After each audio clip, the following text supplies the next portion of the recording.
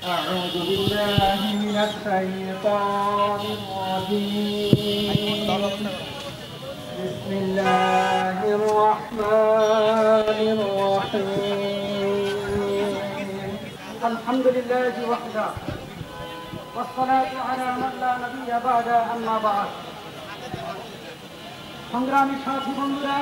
আপনারা ইতিমধ্যে লক্ষ্য করেছেন লাখো কোটি মানুষের জাতীয় উলামা মাশায়েখ মুসলমানদের অনুভূতির জায়গায় আজকে কোরআন দ্বারা অবমাননা করার জন্য তারা বেকুল হয়ে পড়েছে। আমি বলতে চাই, কোন মানসিক ছেলে আজ পর্যন্ত গীতা পড়ায় নাই,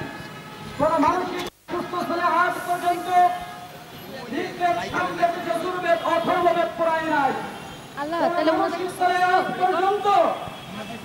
আপনার অন্য কোন ধর্মগ্রন্থের উপর আঘাত করে নাই, তাহলে কেন কোরআনের উপর আঘাত করা হয়? জাতীয় উলামা মাশায়েখ আইম্মা পরিষদ কর্তৃক আয়োজিত নর্থ সাউথ ইউনিভার্সিটিতে এক কুলাঙ্গার ছাত্র যে কোরআনকে অবমাননা করেছে, এই কোরআনকে অবমাননা করে পৃথিবীর সকল মুসলমানের হৃদয়ে আঘাত দিয়েছে, ঠিক না ঠিক? সুতরাং আমরা এই কুলাঙ্গারের এমন দৃষ্টান্তমূলক শাস্তি চাই, যে এই শাস্তির কারণে নেক্সটে যেন আর কেউ এই অন্যায় কাজ পুনরাবৃত্তি না করে। নারায়ে তাকবীর,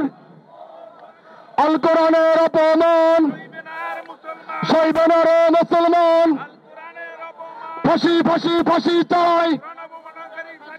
অপূর্ব পালের ফাঁসি চাই,